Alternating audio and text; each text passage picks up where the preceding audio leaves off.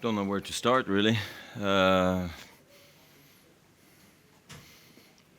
guess it was good to save set point in the second set. Gave me a chance to stay in the second set after that, and then in the breaker I served well, and he clocked one at 6-4, I think. And then again one to get break point in the third. Those were the only two he really hit for a winner, so it was a bad timing that I went into that corner at the time that maybe he was stretching perfectly for it. But regardless, I had my chances. I should somehow close it out, and don't know how it got away, but he did very well, and yeah, it's a rough one for sure. Do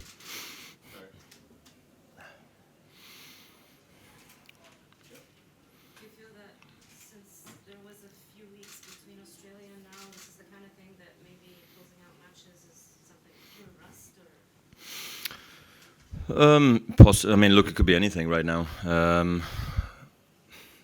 It's tough to judge this one, because I could have won in two, and I'd be already almost hitting the pillow now, thinking about Pui.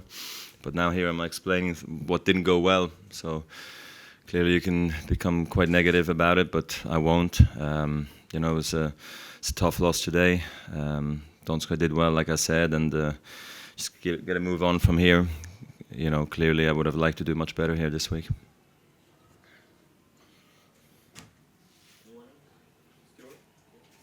you feel the timing was a bit off tonight, maybe having not played for a few weeks? Well, I thought I returned way better in the first round. Today I really struggled on the return. I didn't quite really time it well. Maybe wasn't really committed enough. I think commitment in tennis is a big thing, and in the first round I was. Today I wasn't really, and then that sort of it's just sort of a feeling you get, and then it kind of trickles in your entire game, and.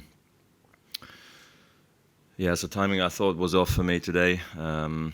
Legs also felt slower out here tonight. I mean, I did feel tired all day, so I tried to get myself in shape and warm up properly, do all the things I always do, regardless if it's a first round or a final. So there's no excuses there. I just think it's still the beginning of the comeback, and got to take the positives out of playing again a tournament where I feel I'm quite healthy, and I'm happy I got over the injury I sustained at the Australian Open.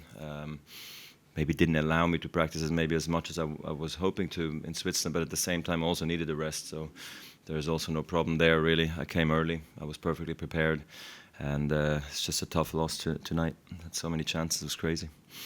Roger, will you now go to India and Wales quickly, or stay here for a couple of days? Didn't have time to speak to my coach yet. So I'm more just trying to digest while I'm speaking to you what just happened. But yeah, we'll look at the options. We'll see what's the plan. Couple more questions today.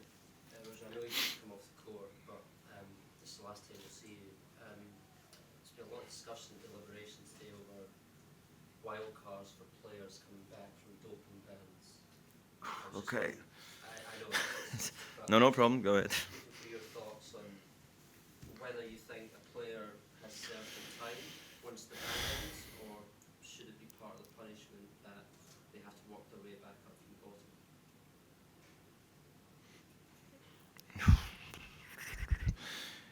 You could see it either way, depending on who you are, and don't know if it matters what the cause was for being banned, because at the end it's all sort of the same. Banned is banned, Yeah, it's a tough one. I really don't know what to answer on that one, to be quite honest. Last two questions there. I take it there's no physical problems. There's sort of the biggest test since the Australia final, so you feel fine? Yes, I've moved better around the court, and I felt more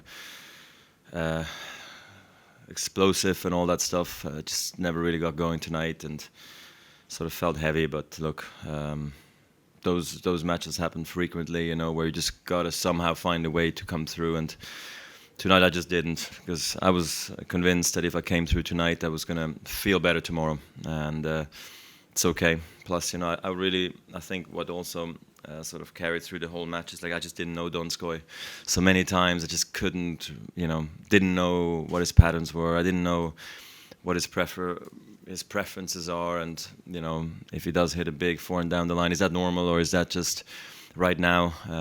Is he going to do that on big shots, you know, big points or not? So all that stuff, I think, got me a little bit tense, and I could never quite play freely, which is quite surprising, considering how I played in Australia. But tennis is this way. Margins are small, fast court like here. You know, you can't find much rhythm. So next thing you know, you're struggling, and that's okay. Last one. When the lights went out at 4 in the second, was that a distraction? Could you guys see well? Not really. I mean, look, I was just hoping that the lights were going to come back on tonight, and that I wanted to see what he thought, and because he was on the side that there was less light, but at the same time, you know, I also struggled to maybe see it at the very beginning if he serves and stuff. But look, we've played in much darker conditions in different places, so I just felt, look, if he wants to keep playing, I'm happy to keep playing. You know, I don't want to like wait, and because it wasn't like dark, it was just darker, and that's why I'm happy they got it back on, and I'm happy he was willing to play on. Thank you very much. Yeah, thank you guys.